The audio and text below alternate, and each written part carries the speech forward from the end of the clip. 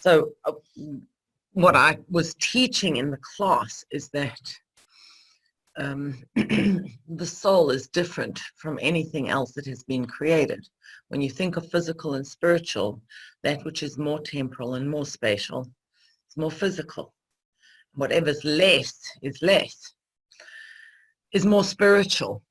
So an angel is not a soul.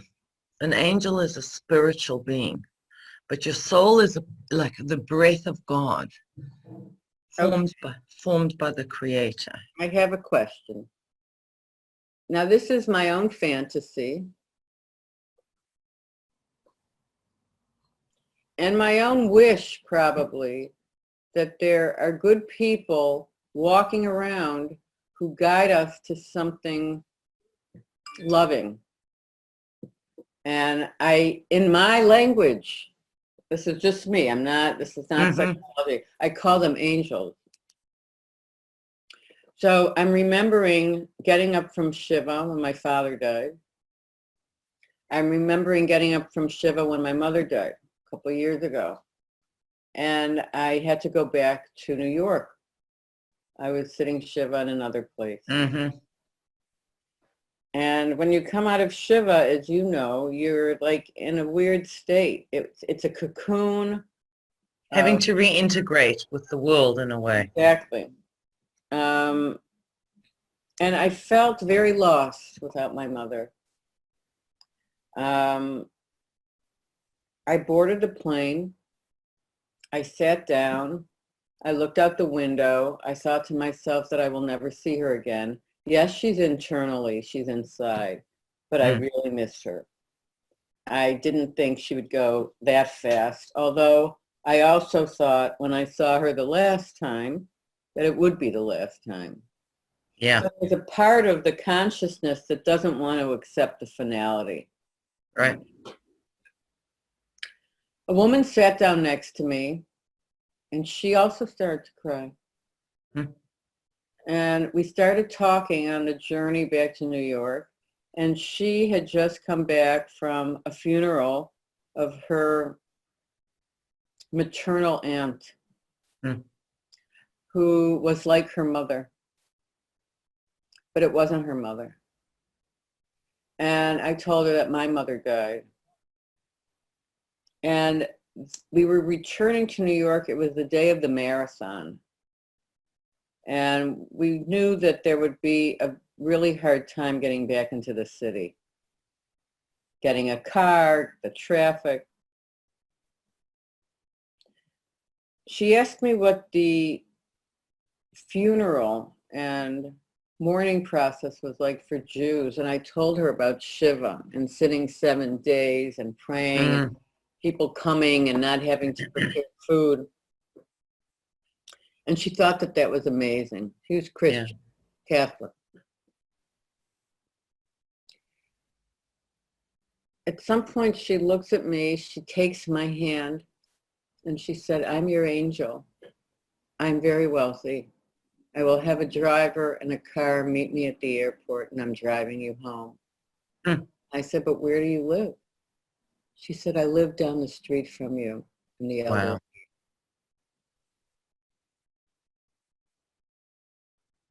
And think of me as an emissary to take you home.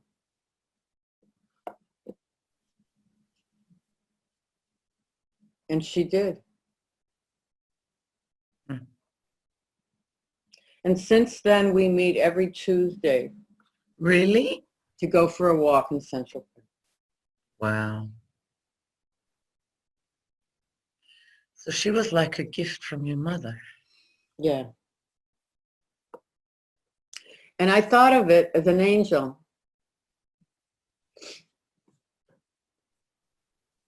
And there are things that feel like magical when you're grieving. You know, when I grieved for my dad, I think I told you that when I was flying there and going, the nighttime sky over Africa is just so bright. And seeing the Milky Way, and he had taught me about the constellations. Mm. And I kept on telling him, Dad, I'm going through the Milky Way. Don't leave yet on your way in the opposite direction. I just wanted to see him. The amazing thing for me was witnessing his departure, where it was like, oh, there's maybe 2 days. And then the whole of your life of what you've got left is 2 days. And then maybe there's 1. What do you mean? Meaning, if you think about your life in terms of what you have left, if your life's 100 years, and at the beginning of your life, 1 year, and the end of your life, 1 year is 1/100th, 1%. But when you turn 50, if you're thinking about what's left, Yes. 1 year is 50%, 1/50th, Yes. 2%. And then in the last year, a year is 100%. So when I came to my father, there was such a strong realization of what his life was, what he had left. And at the end, we were listening for every breath. Just like there's a breath that is a breath that is the rest of your life.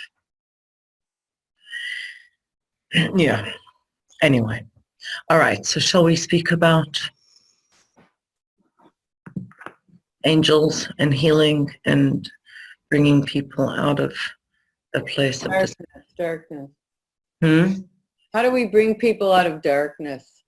Yeah. How do we help them find the light? Okay, so let's talk about fear, fear of death, mortality, and how we can calm ourselves. I want to tell you this. When my father passed, when I saw him, I had no fear. None.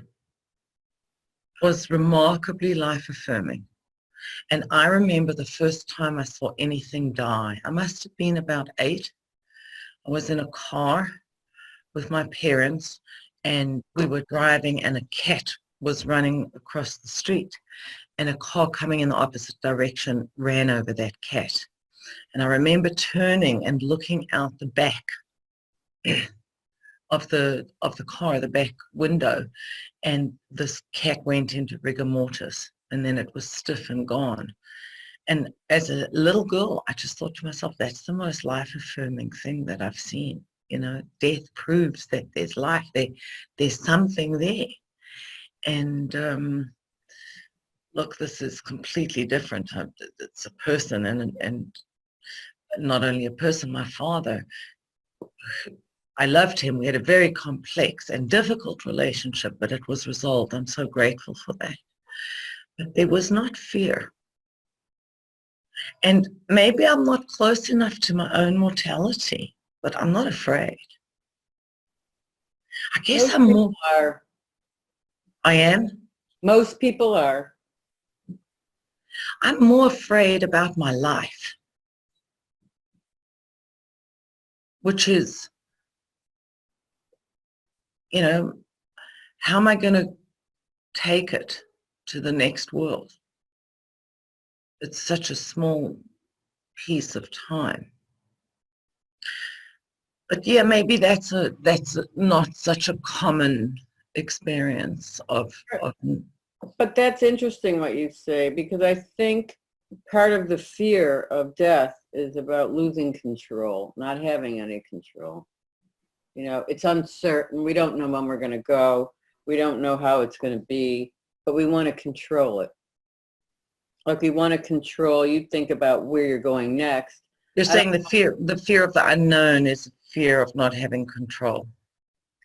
Uncertainty breeds fear. Fear breeds panic, Yeah, and it has everything to do with not being able to control the outcome, not being able to control what's coming, not being able to control yourself. I think of the fear as much more a fear of not having fulfilled my purpose. Right, like you didn't have enough. I think also in terms of time. Mm-hmm. I'm running out of time. I'm not ready yet to go. I have more to do. Right. Well, time, that's what I was saying. Time speeds up and becomes incrementally, exponentially more valuable as we age. Yeah. So I learned that from my father's breaths at the end, where those last 4 breaths, my one sister and I, we were counting. It's like, oh, here's another one. Here's another one. And you don't know. You don't know. And the word for breath, neshima, is the word for the soul. Neshama just went on that breath. So Vivian, what do you think that people can do to soothe their fears So first, around the coronavirus? I mean, there's a lot of hype and it's gotten people into a spin. What did I see yesterday? The whole world is in a state of panic and panicked buying and stores emptying out and events cancelled and people isolating, self-isolating. mhm. What do you recommend that people do as a process to Well, move first of through all, that? we need to know that this is global. It's a virus. You're not going to necessarily die from it. People are in panic. And it's not everybody. Younger people are not in panic. Older people are. And people with children are. People are worried about loss of income. They won't be able to afford staying home from work. They can't get a babysitter for their kids. What if they get sick? Doctors are Or available. the bigger impact of the economy. Yeah. So the economy will come back. We might lose money, but we don't have to lose ourselves. So how do we stay grounded in ourselves? We need to be in touch with people. We need to also use our rational mind. There's fear. It reminds me of what it felt like in New York City after 9/11. Mm. And there's a complete feeling of utter destruction. And we're all running about looking for the next terrorist cell, being afraid of our neighbor. Our neighbor could be our friend. But here again, our neighbor could carry a virus. We have to wash our hands. We have to try to avoid contact, close physical contact with people. But we need contact to talk. We need to be with people in some way. And we need to know that we can stay connected, in thinking on the phone and looking at photographs and thinking of good memories and knowing that this is going to pass. Helping us think about what can we learn from this? Right. Can I interject? Yeah. I, whenever something is going on, there is a communication to us. So God is speaking to us, and we spend so much of our lives thinking, what do I want from life, as opposed to what does life want from me, or what does God want from me? And I do think that there is something that is being asked of us in this moment. It's like what's that movie where I think it starts in outside the Smithsonian or something on the grass outside the museum, and then the camera zooms back 10 feet, and then it zooms back 10 feet, and then multiplied, not 10 feet, but multiplied by 10. It's like this exponential rise out into space, and people are experiencing space, and then it comes back to the molecules of the apple that the person's eating. Just that sense of being able to go inside of reality and outside and take a bird's eye view and a rocket eye view of what's happening. So the virus made me think about a story that is told in the Talmud. And there is, in fact, there was an interesting article in a National Geographic magazine about mosquitoes. Uh-huh. And and another one about fungi. But this article in National Geographic was saying that these microorganisms, or let's say mosquitoes and a tiny insect, have directed the course of human history. I think it was on the mosquito, has directed the course of human history more than anything else has directed the course of human history. Fascinating. So when this came out and the panic was created, I was thinking of the Zika virus. And a story in the Talmud that Titus, who conquered the temple, he went to Jerusalem, he conquered, he took all of those vessels and he put them on a boat, and he was taking them back to Rome. Kind of laughed at God and said, look, I have won. I am now the master, the director of the universe. And after that, a huge storm broke out at sea. The people on the boat realized that this was something that was in response to what he had said. And God called out and stated, come onto land and let's do battle there and see how you do.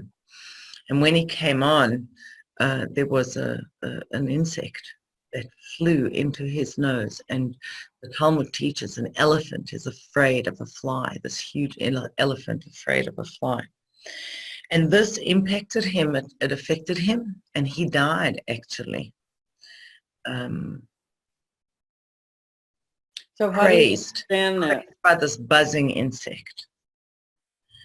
I mean, to me, what's being spoken about is humility, understanding that we come from something and that there is a bigger context to what is happening over here. Absolutely. I think of how this coronavirus started, or what we know. We know that it came from bats and it jumped into a human. And did it jump because of eating meat from animals that we should never touch?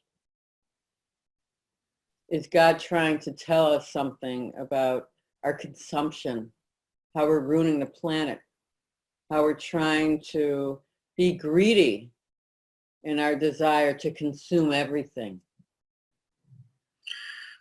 Look, to me, the bigger picture is that sense of, what does Rashi say? Adam was created last, not first. And he asks, why were we created at the end? And he says, because if you will fulfill your purpose, and this aligns with what you're saying about the way we treat the earth, if you'll fulfill your purpose, then you'll be last and highest. But if you don't fulfill your purpose, then we say even the gnat preceded you. Even this tiny little insect came before you. Where do you think you are? You're last in line. And, I think that what that brings up is the responsibility that people have for the earth. Yeah. Because nothing else has free will. We are the only self-conscious beings. We're the only beings that can speak about our speech. Other creatures communicate. That's a very interesting point, because then, we wonder, well, was this virus an act of God? Right. And if it is, which I believe, where is our responsibility? Doesn't God supersede us? Or is there something that we can do? Well, that's what I'm trying to say about the story of Titus. I think that it's an invitation. Here's this great leader taken down by an insect that's buzzing in his brain. And Viruses are these tiny things that can take down. Look at the economy and people's fear around that. China. Stay with your thought. So Okay. if that's so, what are you saying? My point is that I believe that for us, the healing has to do with becoming small. But by becoming small, I mean really accessing the power inside of us. Arrogance is likened to idolatry. You know, when God says, don't have Elokim Acherim, people translate that as other gods. But it doesn't really mean that. It means entities that are foreign as a God. And the most foreign entity is our ego. So what I'm saying is that I think that there is an invitation from God in this moment for us to come into a more authentic relationship with our higher power and with our own souls. You know, like we stand at the intersection. I always say, I'm at the center of, you want to say something? That's a beautiful thought. So if we could look at this virus for a moment and suspend our own ego, right? If that's what you're saying. What would that look like? Well, I think that there is a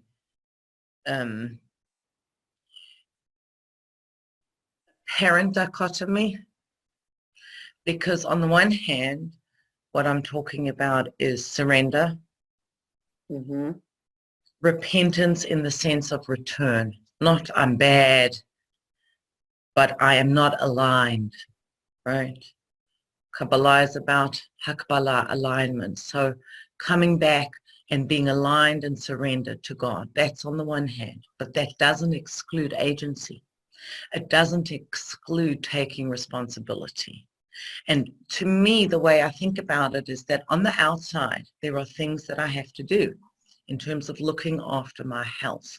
On the inside, most of what has to happen is surrender, whether it's through prayer or meditation, and coming to really internalize that idea that my life is in God's hands. Every breath, you know, you can think birth is God's way of saying you matter because you were born, you were needed, but at a deeper level, breath is God's way of saying you matter, because every breath is an affirmation of here is the gift of the soul of life. And I think that those two things can be done together. Taking responsibility for our well-being, and at the same time living profoundly with the fact that this moment is a gift from God and my entire life is a series of those moments, and it will come and go as He decides. So I try to tell people I work with that when you feel frightened or starting to feel panicky, close your eyes. Center your body. Put your feet on the floor. Take a deep breath from your diaphragm. And slowly inhale and exhale 10 times. And remember that you can have many thoughts and you can let them be there. We do not have to let it take us over. As with feelings, we might feel frightened, we might feel afraid. Just let them be. And observe yourself that we're still here in a moment of fear, in a moment of panic, and we do not have to allow ourselves to disintegrate. We do have the power of our mind. We do have the power of our heart. We can take care of ourselves. We can stay out of harm's way. we can protect our neighbor. And then we have to pray that this will pass and that we'll be okay. We have to have hope that we will be okay. And it's hope that's going to get us through anything.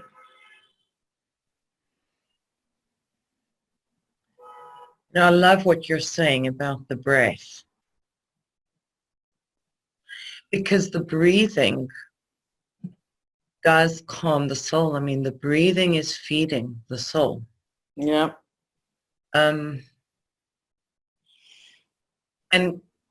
you speak about this capacity to observe ourselves, to take ourselves outside and watch. Really powerful to be able to detach from our own self and watch, whether they're sensations or feelings or thoughts. Yeah. I guess the angle I was coming from initially was mental, philosophical angle as well. So there's the there's the detachment and becoming grounded, but it's almost like you have to be bound up above and then rooted down, and that's the most powerful way of being. And I think that shifting our thinking around this is very powerful. Mm-hmm. To think about, okay, how do I realign with my purpose? If every moment is so valuable. I see people, they're in such a rush now. I see it all over New York, that where cars turn on a corner, the corner is protected because pedestrians are no longer staying on the sidewalk. It's as if they're in such a rush to get to the other side of the street. And I think to myself, how much time do we waste every day on our cell phones, but to cross that sidewalk and risk our lives? And maybe one of the things that comes out of this is just the preciousness of the gift of being alive. Right, and a gift of knowing there has to be a silver lining here. We have to be able to learn from every experience that we endure. And that's a lesson in life. Our interconnectedness. Just how interconnected we are, and our vulnerability, how vulnerable we are, and with that, how strong we are. There is that, but there has been in our culture such a narcissism, such a feeling of omnipotence and grandiosity, arrogance and greed, where money can buy everything. Well, money cannot buy you health. Money might buy you the private plane to take you somewhere else, but the virus will be there too. Yes, and it's not just that. When we're speaking about the interconnectedness, I think it's, and I say the smallness, it's like I am not at the center of the universe. That's right. There is that passage in the Talmud. It says a person should walk around with it's a split consciousness. The whole world was created for me, and I was not created other than to serve my maker. Share.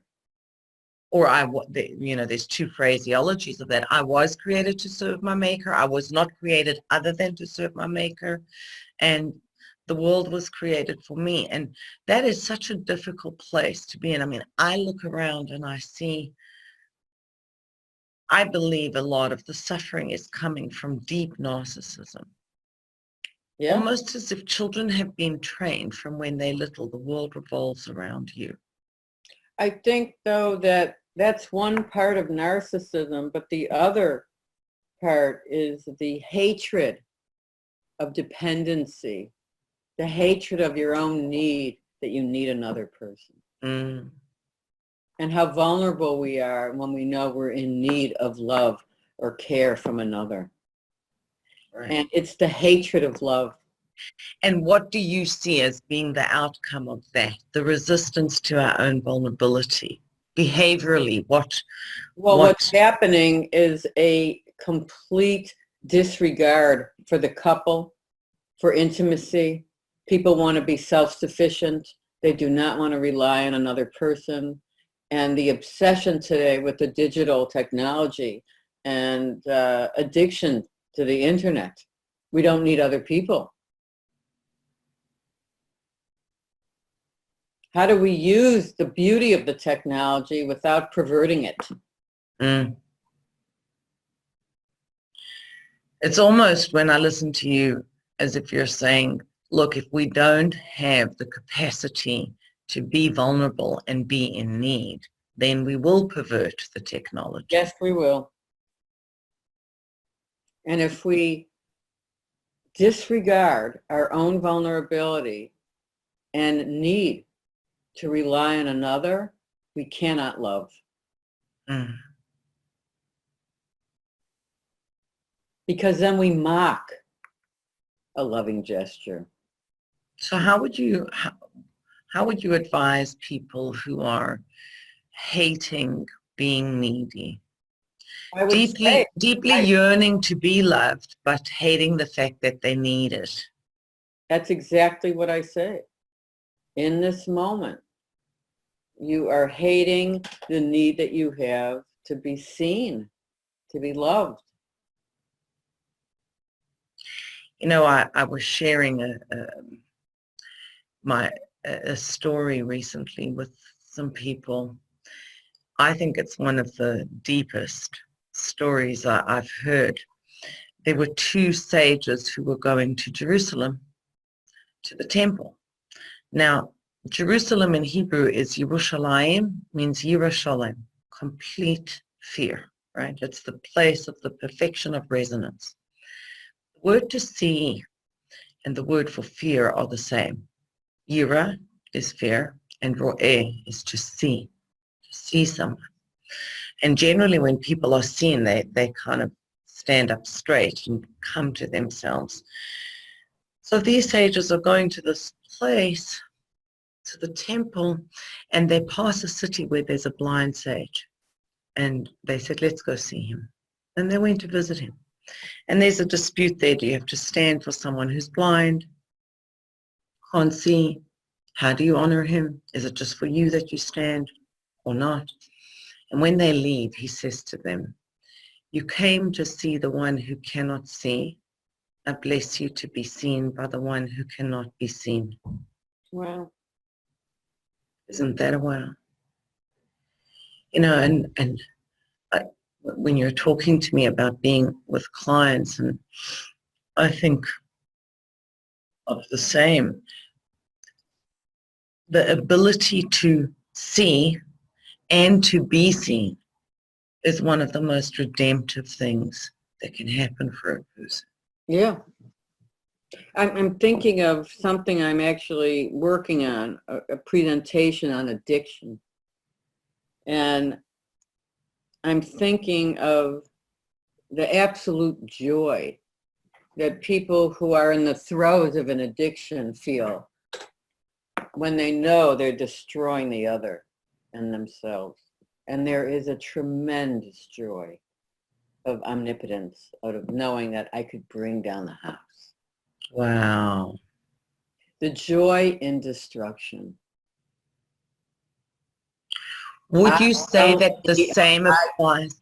The joy of I don't need anybody else. I have my alcohol, I have my sex, I have my heroin, whatever the substance is. There's a joy of knowing I will defeat them, I don't need anybody, and I will bring down the house. And you're not saying that this joy is something that is retaliatory in terms of revenge, but it is a reaction to, I don't want to need you. Right. I think it is a reaction to tremendous disappointment in the other that failed somewhere. And instead of turning toward, let's say, a parent who was abusive, or a parent who had an alcohol problem and had problems of their own, who failed their child, they turn to destruction. Not only will I get you back, but I'm going to show you that there's nothing you can do that will help me. And there's a turn toward a dark side of the self. We have different parts of ourselves. Right. We have a healthy part. We have a destructive part. Destructive part then takes over. There's a piece of revenge there. And there is also, I do believe, a destructive part that we all have. But we need to learn. And it's not like we could teach a lesson. It all comes by example, by how we were treated. You see, the thing is that you we need never to learn that love and goodness prevail, not dark.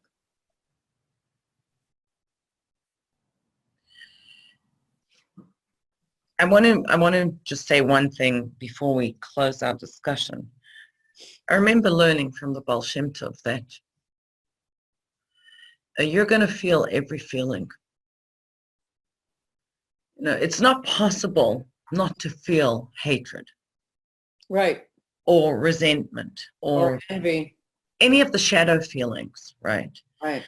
But the point is, even the feelings we associate with the light side, like love or respect, have their dark sides. You know, yes. Addiction is love that is out of control and yes. and just giving ourselves away to authority or to the popular gods of our culture. We don't go to temples and bow, but the Oscars are the equivalent, let's say, yes. right? You're going to feel all of that. And so when it comes to vulnerability and insecurity, there is no way to escape it.